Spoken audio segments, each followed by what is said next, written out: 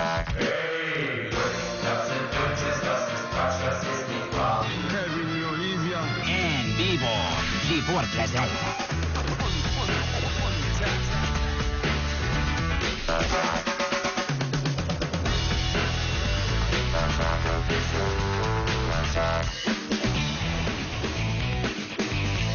Hey guys, I'm Chris Hardwick. So, as you know, Attack is in the history books for now. I know I'm heartbroken about it. Or more likely, it's actually an entry that still desperately needs citation on Wikipedia. Anyway, we thought we'd take the next hour to revisit some of the many celebrities that have stopped by our studio. I've talked with so many people in there, and actually right here in this very space. Weird Al, LeVar Burton, Fiona Gubelman, Justin Willman, Amber Lancaster, Yvonne Strahovski, Nick Swardson, Danielle Harris, Whitney Cummings, Jamie King, Daniel Logan, Rebecca Mader, Zach Gilford, Elise Levesque, Richard Branson, and Scott Aukerman. When Dolph Lundgren visited the show, he told us that he really enjoyed being here because it reminded him of a Japanese television show. Maybe that's why celebrities felt like they could kind of let their hair hang down here and screw around and have fun. Because literally anything can happen, and that was our attitude. Or maybe it was because, like a Japanese television show, they figured that nobody in the United States would see it. This is Attack of the Show, Name Droppers. Please welcome Joseph Gordon-Levitt!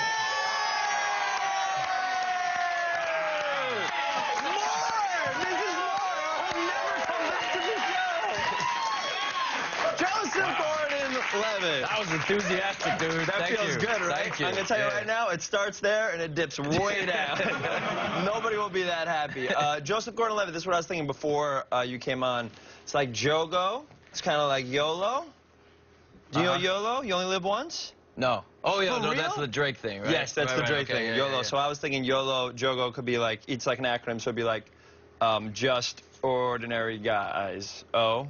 Oh. Do you know what I mean? So it's like you only live once, like Right, just ordinary but someone guy. at the end has to go, oh.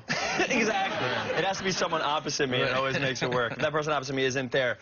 Okay, so I saw Looper, and I thought it was amazing. It was thanks, fantastic. dude. I really, really enjoyed the film. I feel like I am going to have trouble talking about it because I don't want to spoil anything. There's like a zillion twists. Can I say that you're in the film? Can I say that you're in the movie? No, you probably shouldn't have said that. Okay, can we edit that out, or is Yeah, it too we late? can- we It's can already edit that, happened. alright? Can I say that when I watched it, I ate popcorn that No, come on. And for real? Sincerely, not even that? I can't even talk about the popcorn stuff? I did see Looper. Honestly, they've warned me not to spoil anything. Do you have your sentences you could say that won't ruin anything? No, sure. No, I don't know. It's funny. I don't think there's that many twists in it, but all right. And can I tell everybody how it ends? Sure, go ahead. At the very end of this film, I'll do it right here. There's an amazing someone credit goes, sequence. oh. At the very end. And by the way, that's my cameo in the film. At the very end, I go, with a big mustache, I go, oh. Tell us about the movie. Tell us a little bit about the movie. Well, it's a sci-fi time travel movie. The basic crux of it is what you would do if you actually got to meet your future self. Right, and what your you would future say self is played by Bruce Willis. Who is the voice of the baby from Look Who's Talking? Has he been in any other films? I saw Look Who's Talking, was a huge fan of that movie. Is he also the voice in Look Who's Talking 2? Because that's the one I prefer. No spoilers. I can't believe you just ruined Look Who's Talking 2 for me. I can't believe we're talking about spoilers. But it's essentially you finding your future self, right? Right. And then the whole idea is that this guy... Oh, that's all you're going to say. Okay, you're right. I shouldn't even said you're a guy. You don't know if you play like some sort of weird twist transvestite in the film. But it truly is. When I saw it, and I love sci-fi movies, I think it's like a great sci-fi movie, and I feel like dude. cinema right now doesn't have a ton of them, and it's really fun to watch. I appreciate that. Well, yeah, it's my favorite kind of sci-fi is the ones where it gets your heart going, it has all the exhilaration, but it really gives you something to think about. Yes. And sci-fi is really just a springboard to dramatize what essentially is a human question, what it would be like to talk to your future self. Right, You right, can't do that in real life, so, you know, the device of time travel allows you to have a scene where Bruce Willis and I are sitting across from each other having a conversation. Which is an amazing scene. Yeah, man, thank you. I think it's a really good scene, too. Don't But say yeah. thank you. Don't say thank you. I shouldn't say thank you anymore. No, man. No. Don't. No, chicks like douchebags who never say That's thank it. you, right? I'll give it to you. I'll give it to you one more Right, time. okay. Straight up, I'll give it to you one more Yeah, time. I thought that you were great in this movie. Right. What the hell, man? Don't have to on me. You don't have to go nuts on me.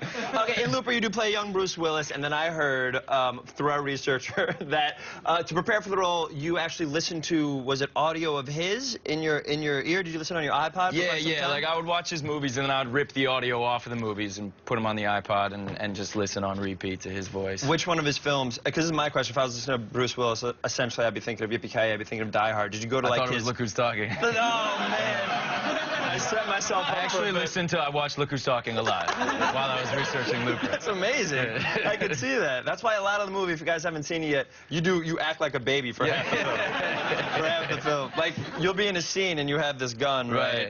And then all of a sudden you'll see keys and you'll just run towards the keys. It's like someone dangling. Sin City was probably the movie I watched the most. It's a great movie, another great sci-fi movie. Yeah. I love Sin City. That's probably part of why I watched it so much, is I like that movie. But also, it's got kind of that noir feel to it, and there's a lot of voiceover in it, and there's a lot of voiceover in Looper, and so yeah, that was one I watched a lot. It's amazing. From what I've seen of you, right, I feel like everything I see you on, when you hosted SNL last week, and you were amazing in it. Thank you. It was amazing. Another live television program. Yes. And I see every time you do something, you're nice. You're like always nice in everything. So for this show, if it's possible, can you just say one thing mean? I just want you to be mean. Just say one mean thing. Just say one mean thing to me. Sincerely. To you? Yeah, or anybody, you know what? It could be anything. Just one mean thing. Don't think about it that long. Just throw something out there. Just gonna get like just one. Say a mean thing to you. Any mean thing in the universe. It could be any mean thing. I'm stumped.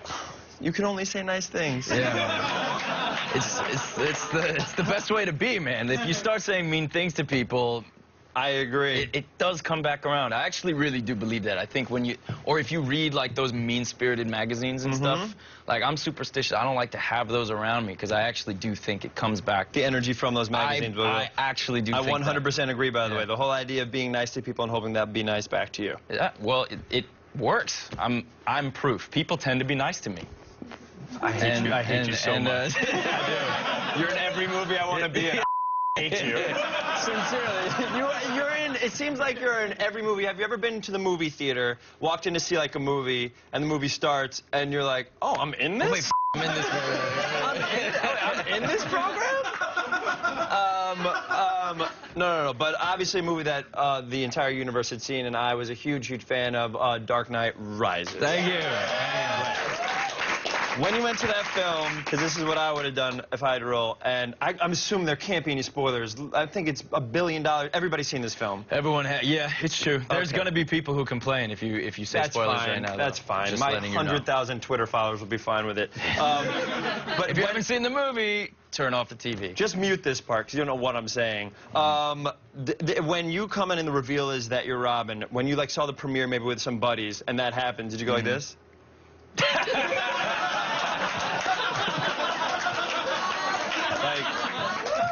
Truly, Christopher Nolan is a huge inspiration for me, and I'm assuming with Inception, which you were amazing in, and then Dark Knight, all these things, amazing. And then you get to work with Steven Spielberg, man. Yeah. You know he did like E.T. and Jaws and everything? And Look Who's Talking 3. He did Look Who's Talking 3! Yeah. Steven Spielberg. That is true, man. It's funny, because Steven, even though he's so renowned and he's done so much stuff, he was like such a kid on set. Like, he was so excited about this movie. It's something he's been trying to make happen for like a decade or something. Right. And he was just having so much fun. It's really true. It's amazing. Then I saw a picture of Daniel Day-Lewis that was on the internet of him eating in like a random cafe dressed as Lincoln. Daniel was pissed that happened. I can't imagine he would be happy, by the way. I was bummed too, because what he did was so great that to have it sort of spoiled like that was sort of a bummer. But I think he's truly one of the greatest actors of all time. I agree with you. When I watch anything he does, it's like watching an acting class and feeling, for me, it's probably different for you, but for me, it's like, I can't imagine ever being that good to do something like that. He's in his own sort of realm. Well, my favorite actors are the chameleons. You know, the ones where you watch the movie and you don't see that actor on the screen. Absolutely. Name one of those. The way you really look like up Gary to. Oldman's another one. Of course, man. Or like Meryl Streep does it. Or, you know, Peter Sellers, you know, or absolutely people like that.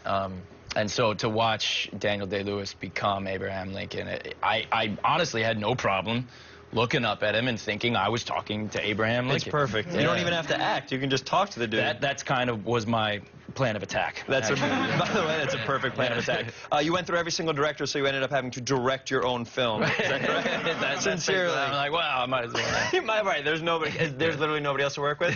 Screw it, I'll do it. I'll direct this thing. Can you talk about that a little bit? I know a little Thanks bit for bringing it up. 100%. It's called Don John's Addiction. That's right. Yeah. Right? I remember a while back when you were casting it, and it's done. You wrapped. It's in the can, correct? We finished shooting it. We're editing it now. Yeah. And what did you think? And what's the experience of, because I've only done it with short films, what's the experience of directing yourself in a feature-length film? Did you give yourself, was it hard to give yourself notes? Were you harder on yourself? Like, what was that like for you? Well, I've had a lot of practice making short films and stuff, and it can be weird seeing yourself or hearing your own voice, but I think if you do it enough, you get used to it. Right.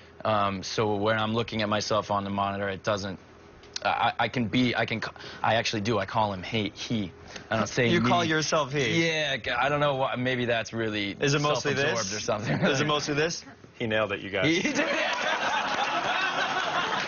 He doesn't need another one. That guy is so good. He doesn't need You know what? Let's see him play back one more time because I want to see him nail it time after time. He doesn't need another one. Let's give him another one just for fun. No, hitrecord.org, okay? And tell me a little bit about the site because this is something that I am very interested in as well because I came from improv and short films. Yeah. Right. Well, we call it an open collaborative production company, which just means that we put our projects up on the site and anybody can come contribute to them. And we make short films, we make music, books. But essentially, does that mean that I can upload a video of mine and then other people will re-edit it or put sound to it? Or what does it mean? Exactly. Like if you wrote something good, other people might act it out. Or if you put your footage up, someone else might edit it. Or someone else might just change the ending. Or, you know, anybody can kind of remix each other's stuff, and that's how we collaborate. And then when we make money with our productions, then we split the profits, and half go back to the company and half go to all the different artists who contributed. I look up to you very much. You're doing everything in the world correctly and well, and you're being a good person while doing it. Everybody give it up for Joseph Gordon-Levitt! Every once in a while, we'd have someone on as a guest, and we would have so much fun interviewing them that we just invite them to come back and host the entire damn show. Clark Duke was one of those celebs who agreed to take the reins for a day, and I remember this because one of the times he was here, I actually wore a Speedo for my Gadgetron segment. Now, this picture is all over the internet forever! Why the hell is that still up there? Clark and I have been working together for a little while now. We've actually been doing a lot of really great magical work. Well, I don't know that I'd call it work. I think it's work. The word is apple. Okay, red. Sweater! No, delicious. Twizzlers! No, okay, Macintosh. Leopard! Okay. Just give me another, give me another. Keeps the doctor away. Pulling out!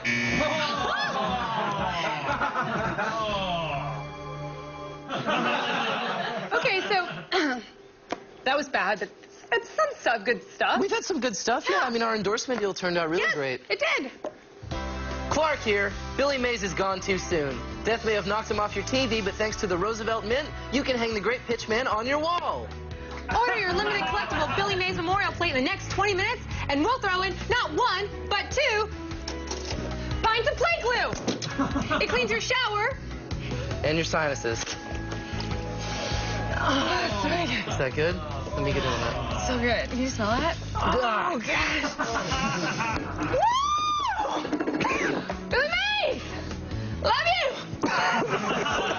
See, that was a great example of our chemistry. Yeah, We're that so was good together. Huh? Well, not health-wise, but we also taped a commercial for when the Slap Chop guy dies, too. So look for it the morning after a hooker beats him to death. Yeah.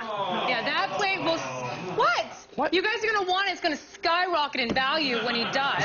Look, it's inevitable, and allegedly. Oh.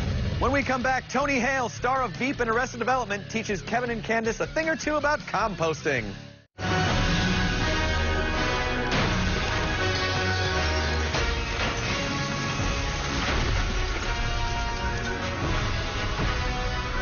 For the few of you who haven't been paying attention for 7+ years, Attack of the Show is a live daily show. The keyword, for those of you who didn't understand my stressing it being live, as in as it happens, you are seeing it. So if someone starts going on a tangent, or if things get a little awkward and funky, there is literally nothing we can do about it but watch everything go off the rails. So here are some of our favorite, well, that happened moments.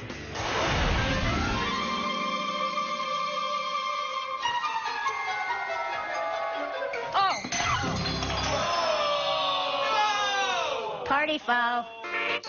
What else? Oh. By the way, he has a gorgeous penis. Oh, fantastic. Just beautiful. Come on. Look at that wide crotch. You were the puncher. Are you allowed to say on this television? Well, we just did, yeah. I was told I couldn't even say. Really? Pop and lock. Pop and lock. Pop and lock. Pop and lock. All right, now, Ryan, you're junk. I want to see it. I would love to see it. Give us a look. All right. Take it off, dude. Donald. Just shut up and take it off. What is it? It's a walrus penis. Yeah. Thanks for being here. Here's your money. Me?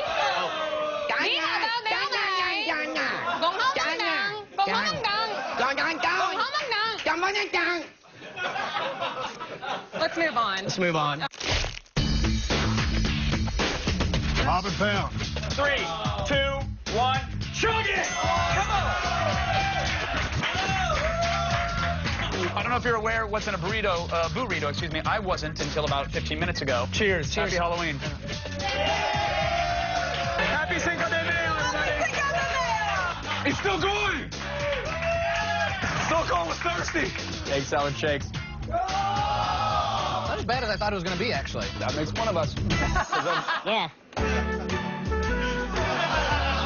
You think 2012 is going to happen? There's going to be an apocalypse or anything like that? Or do you think it'll be a positive thing? I have an interesting take on that whole 2012 bit. I think it's about different various photons being pushed forth by the sun's radiation, and I think that they subtly affect us on a day-to-day basis, depending on where we are in juxtaposition to the center of the galaxy. In the book, you also speak about ancient, unspeakable creatures. Ancient and unspeakable gods from beyond this dimension that are coming back. You don't know about this? It's weird. I'm talking about Dazgoth the Pitier, Shug-Nubbeth the Tooth Cloud, the giant headless body of the Nugsho Hob. I like him. Nick Nolte. The billions of photons that fall upon the Earth on a daily basis don't really, necessarily affect us to a point that's so obvious, but I think then it might. Right.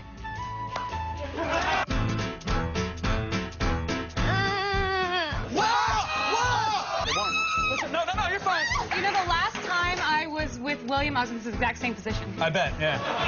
And she's got a big fan of the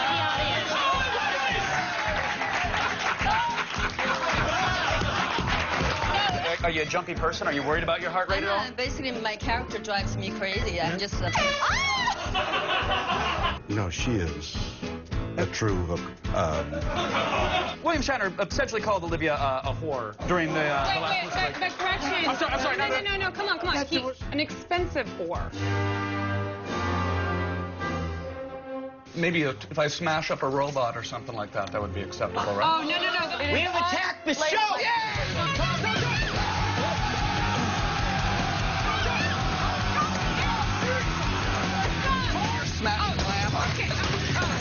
We might cast you!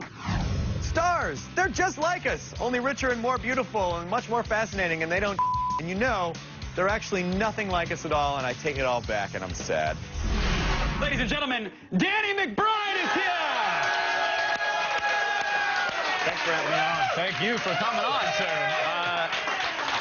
I will say it again, no hyperbole. Eastbound and Down is one of my favorite shows on the animated television box. I enjoy. I'm glad you dig it. Did you participate in cockfighting to prepare for the role? Or? We did. We shot this. It's actually not shot in Mexico. It's shot in Puerto Rico, and we went down to Puerto Rico to scout it out. And we had no idea that cockfighting was legal down there. Oh, I didn't know it was legal. Yeah, it's legal down there. And there's like the ring we shot in is like a real ring where they have cockfights, and it's organized. There's little boards where like you can make your bets, and there's actually like a bar and a restaurant. They serve chicken tenders at the bar. The loser. The loser scraps right there. But we were asked if we wanted to go check it out, and Jody Hill, the other creator, and myself, we wussed out. We didn't want to go see it. Like we got there and like started seeing it all. We're like, this is a little intense. Just like, follow the little trail of rooster tears all the way to the back. Oh, when we got there, there was like I guess a match had just ended. There were just like feathers and blood everywhere. It was disgusting. Yeah. Phenomenal. Good B-roll though. Yeah. Good B-roll. Saves you cost. Yeah. The similarities between you and Kenny Powers. Obviously I joke about you being meth method, but he's not much of a techie. I saw his montage that was cut on the old VHS camcorder in season 1. Powerful montage. Very powerful. But you're a bit of a techie, a nerd at heart? I'm a bit of a nerd at heart. Kenny Powers is not. He doesn't like anything to do with technology, but yet he knows about technology. He knows what technology is the way to the media's heart or something? Yeah. Such a good line. Yeah, I'm a big nerd. Like, I love technology. I love video games, and I have like a weird problem that I feel like mixed about selling my old video games back to the stores. Right. Like, I still have like Urban Champion and Balloon Fight, my early Nintendo games. You know, I just feel like they've been with me this long that it just feels weird to get rid of them. You know, it's like it's the weird, like, it's a weird hoarding kind of thing. Where you're like, look, at one time my friend might be over and I might want to pull out the Balloon Fight. We might want to play Night Trap from the Sega CD system. Oh, did you have that? I did have that. Did you really? Yeah, and I had like a little notepad, and I would like write down the times when guys. 4 minutes and 37 seconds. That auger is going to come down the hallway, and I'm going to get him in the glass trap. Dana Plato. Yeah, she was in it. How could you? And Sewer Rat was the other one. That Sewer Shark. Sewer Shark. Yeah, you had to hunt rats. Yeah, this is what I hold on to. This is what I hold on to. I love it. Forget. Now, how much geometry do you remember? Like, how much geography and how much? No, that's the stuff with squares and circles, right? I think so. Yeah. Nothing. You remember the codes for Sewer Shark, though. It's always good to see you on the big screen as well. I mean, Foot Fist Way was just a monumental film in my eyes, and you were incredible in it. But even in your cameos, you steal everything. And you're in Due Date, which is coming out.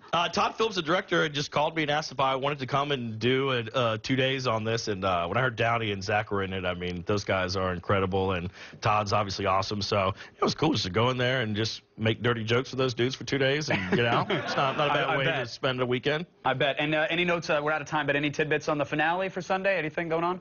I'll just say the story is not over yet. There's more to come. Okay, I know. Congrats. Season 3 got picked up. Is this going to turn into Lost, though, where you guys got to invent a smoke monster and you're pitching against another island or something? We finally hooked the smoke monster up next season. Okay, good. I'm glad. I'll still watch. Danny, pleasure to meet you. Thank you so much for coming on. Danny McBride, everybody! You may know Tony Hale as the adorable, juice-loving youngest brother on Arrested Development, and if you don't, you're wrong. But in the annals of Attack of the Show, he's the one guy who taught us about portable composting, and will go down in show history as the first person to use the term loam on our show correctly. You know, looking at that squirrel made me hungry. Time for a snack. What? Could you not eat your banana now? Can you wait till after the show? Kevin, small frequent meals are the key to healthy living. Okay, but this one's bruised. I think I'm going to have to throw it away. Whoa, hey, Candace, chill out, okay? Hi, television star Tony Hale. Tony Hale is here, everybody. Hi. Tony, your interview's not for a little while. What are you doing with Candace's banana? Okay. Composting. Okay. Okay. Creating a compost pile is a simple, fun, and inexpensive way to recycle everyday waste into nutrient-rich loam. What's loam? I don't know. But it's good. It's good. Okay. My compost is... Compost assistant! Okay. Oh, Oh, good. Oh, it smells like a meth addict's underpants, Tony. It's this. Yeah, We got it. It's my portable compost pile. Yeah. I didn't want to do it at home, and there's so much compostable material out there, I didn't want it to go to waste. Sure. So I go around and I pick it up. Okay. Seriously, it smells like month-old dead raccoon in there. I know. That's Bandit. Hi, Bandit. Tony, come on. Tony, no. Tony, listen. I'm pretty sure. Hi, Angel. Okay. I'm pretty sure you're not supposed to put dead animals in a composting pile, let alone bring it into a building where people are trying to breathe. Okay. Thanks, Kevin. Yeah. I suppose I could use an enclosed compost tumbler or a garbage can in a dry, shaded area, but I prefer this. Okay. Bam. Yeah, that's wonderful. Could you maybe remove it from our studio now, Tony, You know what? please? That's a really good point. Yes. You should aerate regularly anytime, or the methane will build up, and, okay, it's bubbling. It's bubbling. Yeah. Compost assistant! Okay, thank you. Go! See you later. Thanks, Tony Hale, and thank you, Compost.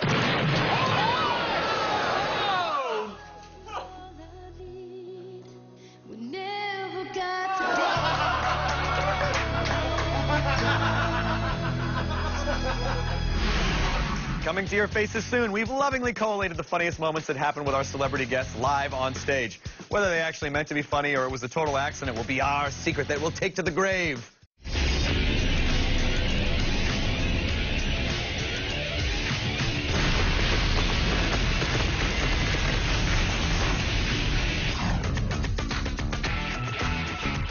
Yeah, the tag of the show is a person. You describe that person as having Catholic tastes. That means we were overwhelmed and honored to talk to legendary director Ron Howard, but we were equally as pumped to talk Troma with Lloyd Kaufman. Please welcome to the show Academy Award-winning producer and director, Ron Howard, everybody. Guillermo del Toro, everybody. Zack Snyder. Mark Webb is here. Neil Blomkamp is here, everybody. And another gentleman, I believe he makes films, Mr. George Lucas, everybody. Hello. Some people are confirming this project that you were involved with, I believe was a TV show called Arrested Development. Well, that. People have said not only is a movie happening, but there's a 7 to 9 part series that's going to set up the characters and how they've gotten older, and that's going to tee up the movie. So if you could just confirm that now for us. You know, in all of us who are involved, in our hearts and minds, it is all done. So the series starts fall 2012, feature in 2013. just wink once. Whatever you say. All right, we'll take it. Where do your vampires fit in to the realm of creepy characters? They come from European folklore, from older myths. The original conception of the vampire is that it's essentially a parasitic creature. It's a dead body inhabited by a will not of its own. You know, so something else takes over the body, and it's essentially a craving, a stomach with a mouth and 2 legs, and they which is like me. You produced this, and when you were off shooting Inglourious Basterds. Yeah. Once they started shooting was when we had our Bastards premiere, and by the time we were done, I didn't want to show up. They were like all filming in this house. It was so intimate. They were 2/3 the way through. I didn't want to be like, oh my God, I was with Brad Pitt, you guys, and it was amazing. My drugs are red wine, single malt whiskey. Oh, nice. Classy. Margaritas, straight up. Salt. And copious amounts of chest hair then, because if you're drinking that, you are a man. That's right. And I spend a lot of my life pretending I'm a man, so I need these. I like to drink red wine while I'm chopping wood and saving babies from forest fires. That's the kind of guy I am. We have a theater here in LA called the ArcLight. And before the show, it's kind of a thing where the usher comes up and he gives this whole "please turn off your cell phone" speech. Right. They do it the same way every single time. And so I actually, I took they gave me a ArcLight usher's uniform, and I went up incognito, and I didn't tell anyone it was me. I just did the speech totally straight. Did you get spotted? Joe Gordon-Levitt was in the audience with a group of friends of his just watching the movie, and so he shouted out like "amateur" at the end of it. So he called me out. Once it exists as a piece of material and you sort of put it through the prism of yourself, whatever that is, you know, you do internalize it. It does become, you know, personal, no matter what. I want to be the jerk that said that says, oh, you brought Watchmen to the big screen, but well, you didn't write it, so therefore it's not. It's clearly not your labor of love. By the way, okay, that happens all the time. Oh, I like that you acted like that's crazy. They built these rigs that would sling Spider-Man, you know, over 200, 300 feet, and it happens really quickly on screen, but it took months and months of rehearsals and designing, and the engineering feat of it was really pretty extraordinary, and like it was so exciting to be a part of that, and you know, I would forget to yell cut sometimes because it was like, this is so cool. Troma's website, it gets 500,000, or our group of social networks and Twitter, we get about 500,000 people, and they're very loyal and very hardworking, and they'll buy our DVDs. We have nothing on television, nothing in theaters, nothing, you know, we're basically economically blacklisted. Only thanks to the internet are we still around. Right. And some remakes, of course, because I'm trying to sell out. Yes. What was Peter's involvement with this thing? I mean, I know. Well, we were going to make Halo, the film, together. So that's how I kind of got to know him. Yeah, and why do you hate Halo? Let's talk about that. Why did you? I actually love Halo. Really? Yeah, I still love Halo. So why did the movie get destroyed? What exactly happened? Who hates Halo? Who do we get mad at? Certain film studios that I won't name. Okay. Yeah. All right. Do you still want to see it as a movie? Is that something like if they came back to you, if anybody came back to you and said, hey, Halo, do you want to get involved? Well, I mean, you know, the thing is, like, I love the world of Halo so much, right? Like, the science fiction of it, Master Chief as a character is so cool. There's so much about it that's really appealing. But if you work on something for that long and you just have the rug pulled out from underneath you, you know, it's difficult to kind of get back into it. If it was with the people that kind of, you know, aided in its collapse, then I wouldn't really want it. Sure. But if it was with Pete, again, because it was so awesome working with him, and like, you know, it was the right situation, then maybe. I really wish you would have called me for this movie because, you know, I know that you were casting, like, real porn stars in it, and, you know, I actually have a really great porn name. You know, like when you put your first pet in the street you grew up on? Yeah. Would you like to hear my name? I would love to. It's Ginger Hancock.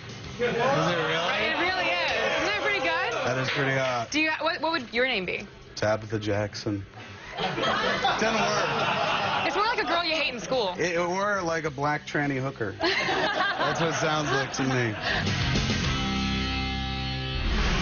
When we return, a very rare interview with Dexter's Michael C. Hall.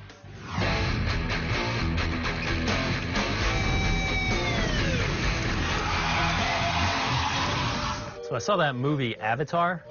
It was pretty cool.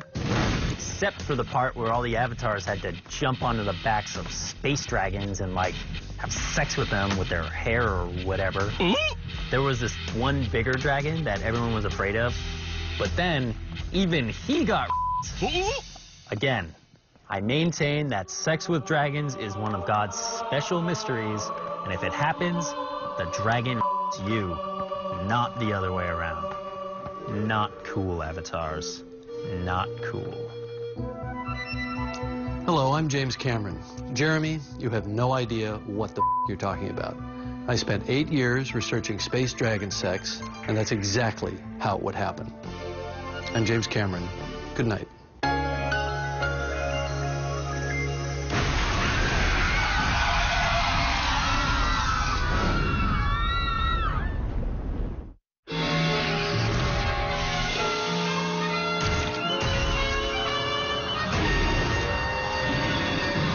One of our most recent and favorite interviews was when Ben Schwartz guest hosted the show and talked to the star of Dexter, Michael C. Hall. Even more surprising was when Michael confessed to actually murdering several people in the Miami-Dade area for research purposes.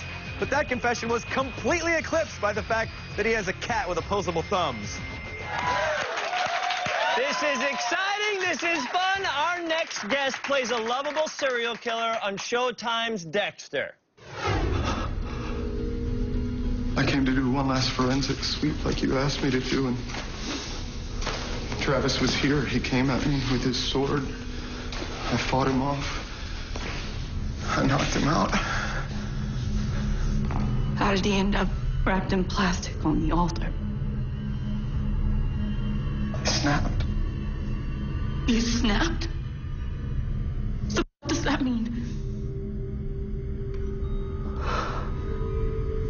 There's been a lot of anger inside me since Rita died when I looked at Travis and thought about everything he did. I wanted him dead, so I killed him. Please welcome Michael C. Hall! Michael C. Hall, please welcome Michael C. Hall, please welcome Michael C. Hall. Nobody knows Hilarious, right? That was amazing. Yeah, it's really funny this year. That's a comedy? Yeah. And they add the It just gets funnier. The laughs in post? Yeah, that's pre-laugh track. I get it. My question is it Michael C. Hall or is it Michael Chall? It's Michael C. Hall. It's Michael C. Hall. Yeah. And what does the C stand for? Chall. It does stand for no. So wait, Carlisle. No. So is it Michael Chall Hall? Michael Chall Hall, yeah. That felt awkward. That's why you had to Michael throw Hall C was there. taken, and I did the... Yeah, anyway. Michael Chall Hall. Have you talked to Michael Hall recently or no? He won't talk to me. Bring him out! I told you he wouldn't come. I know.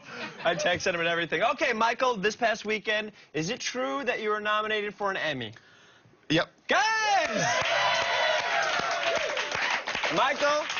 Mikey, I did not catch the show. How'd we do? I did not take it home. Once again. Once again. So that is that 0 for 6? 0 for 6. 0 for 6. Yeah. I'm the Susan Lucci of pay cable. This is awkward. I don't get that reference. Give me like a youthful reference. You know what I mean? Buffalo Bills of pay cable. Don't get that reference. Give me like a youthful reference. Give me like one that kids would know. Like kids. The 98 Degrees of boy bands. So you're amazing. So you were the best. So you've won every year. 90 Degrees is the best there is. That's not exactly what I was saying. Okay, but Dexter. Newlyweds was I'm not amazing. I get it. First episode of Dexter is coming out this Sunday, correct, incorrect? Yeah, the 30th. You should know that. I don't have to ask them. You know when your correct. TV show, your television program's coming out? Okay, so tell us what to expect. What can we expect from Dexter? Well, I mean, I think the show is always at its best when Dexter's in trouble, and this season he is in deep doo-doo. He's in deep doo-doo? I didn't know if I could curse. You can curse. Okay. By the way, that's not even a curse word. Right. I went with doo-doo. Oh, you had something else in your head? Yeah. You went with doo-doo? Yeah. Can you talk about anything that happens without spoiling it? No, so the answer is no. Yes, that's correct. No, you cannot. If you have to think like that, you have to think like that. Deep doo-doo. That's great. Okay, this is what I know. wanted that. I was actually lobbying for that to be the sort of tagline on the posters, I but saw I it, didn't by go the for way, it. and you wanted it to be your face bleeding. Dexter, 7, deep doo-doo. Deep doo-doo. That sounds like Police Academy, 7, deep doo-doo. Yeah, that's what they said. That's what I didn't go with it. Somebody plays Hightower and Dexter. Right. My question is, did some research. Good Hightower joke Yeah, there. that's good. That goes on the equivalent of your Susan Lucci. Guys, listen. You have a cat named Preacher, correct? Yes, that information is out there, Okay, apparently. this is true. Okay, that cat has an opposable thumb. True or false? He has 2. 2 opposable thumbs. Yeah. Do we have a picture of Preacher? 6 claws. You can shake his hands. That's Preacher. You can shake his hands. You can shake hands with and that there's more than one guy. picture. I think we have another picture of Preacher. Do we have one more picture of Preacher? There he is. We have, and that's him. Oh my God. Mikey, that's straight up him eating sushi with you. And where was that? Where was that? In the valley. That was in the valley. How'd you guys get over there? How'd you get over there? We drove. We drove. Yeah. So Preacher drove? Yeah, manual. He drove manual stick? I work the pedals. So where is he, on top of your lap? No, I'm down like here. And Wait, he drives. Can I tell you something? Yeah. Wait, what would be way easier? Use your feet, brother. You don't have to get on your floor to use He's your a very particular guy. He doesn't do it like that. I get it. And I heard that you do an amazing impersonation of Preacher the cat. Can you do it for us? Is that embarrassing or no? No, Can you do it for us? Go. Pow, pow! Pow, pow! It's like that. Can I tell you, has anybody ever told you that you kind of sound like Philip Seymour Hoffman? Just When say, I go bow bow? No. And by the way, never say the sentence, when I go bow bow. Unless you're about to go to the bathroom. Yeah. You know what I mean? Or take a curtain call. Yeah, and like there's only 70 style dancers around you. Right. You go, I'm about to go bow bow. I'm about to go bow bow, y'all. You kind of And then sound we can like, go out for drinks. Philip Seymour Hoffman, or do you know, have you ever seen Silence of the Lambs? Of course. Do you know Buffalo Bill on Silence of the Lambs? Ted Levine, the actor. Levine. Yeah, amazing. Is this weird to make you do on live television? Can you try to do Buffalo Bill from Silence of the Lambs? Wait a sec. Was she a great big fat person? On the spot! What? Yeah. Can I make you do something? I come from a sketch comedy background. We actually did a sketch together a long time ago. Remember that? We did. I want to put you in a scene where I'm a waiter and you are Buffalo Bill ordering from me, okay? This is a lot. I apologize. Am I wearing my skin suit? 100%. Yeah. 100% you're in that skin suit. Okay, ready? Hello, sir. What can I get you today? No, I think the should go on forever. Do you have anything that comes in a basket? We have, I'm happy you asked. We actually have, chicken fingers. Do you want chicken fingers? As long as it's in a basket. And at the end, you zip. So that means that entire conversation, your skin suit was wide open. Yeah. Oh, pardon me. That sounded like Pat. That did sound like Pat. Sort of. You've used 3 references that nobody will get. Right. 98 Degrees. 98 Degrees was a good one. That's amazing. That's the most recent one he's got. That's the most recent one he got. Do you want to say anything about Dexter to spoil, not spoil, right, but sincerely something, because I gotta say, I mean, people always say it, we're in our 7th season, you know, but it truly, with Deb finding out Dexter's secret, it really does kind of, it's a game changer in a way that few things can be at this point in a television show. It's very reinvigorated. We're having a good time. We're proud of the show. This season is huge. Yeah. This season is amazing. Are you guys ready for the best season of all time? Yeah, it's going to maybe Love be Boat Season 3? Say it again? Love Boat Season 3? Yeah. Is that another bad reference? It's a terrible reference. I say you just skip to something that, like, what's the last thing you saw in the movie theater? When you went to a movie, what's the last thing you saw? Sound of Music. You know that's from a long time ago, right? Yeah, but they did a late-night screening down at the ArcLight. This got creepy in a hurry. You go to late-night screenings of Sound of Music. Yeah. Michael Carlisle Hall! Give it up! You knew. Dexter! I always knew. Just a minute. Celebrities visit. Hilarity ensues. We're going to show you the funniest moments we've had with people more famous than we are.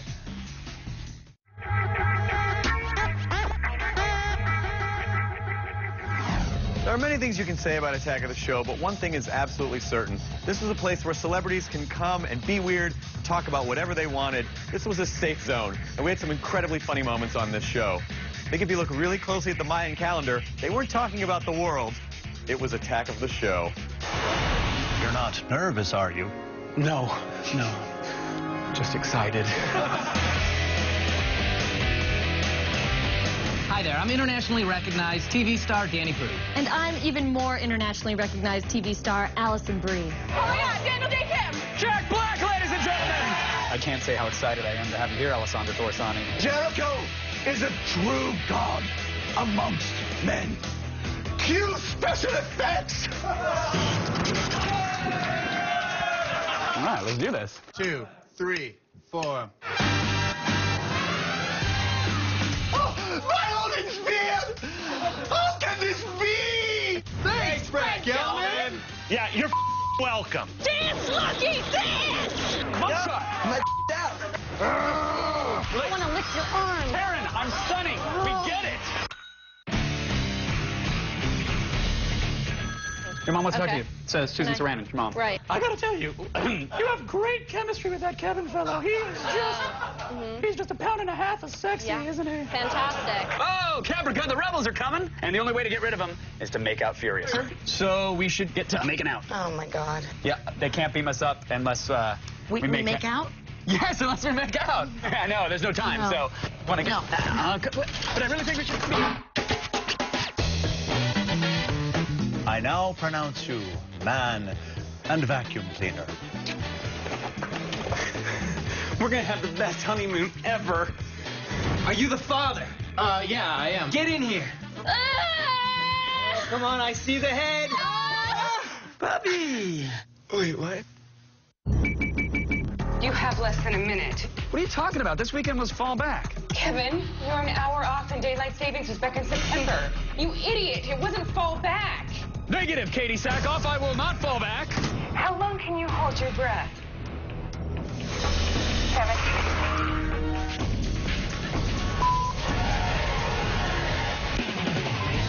Neither of us have been convicted of murder, but that doesn't mean we haven't killed a bunch of people. I'm sorry, Allison, are you murdering our staff? Allison, what is going on? I'm just showing some of your staffers this great bone vitamin juice. Get that out of my face. What are you doing? That was our good luck chicken. You don't stab the animals. Those are for good luck. You stab the PAs. That's what you do.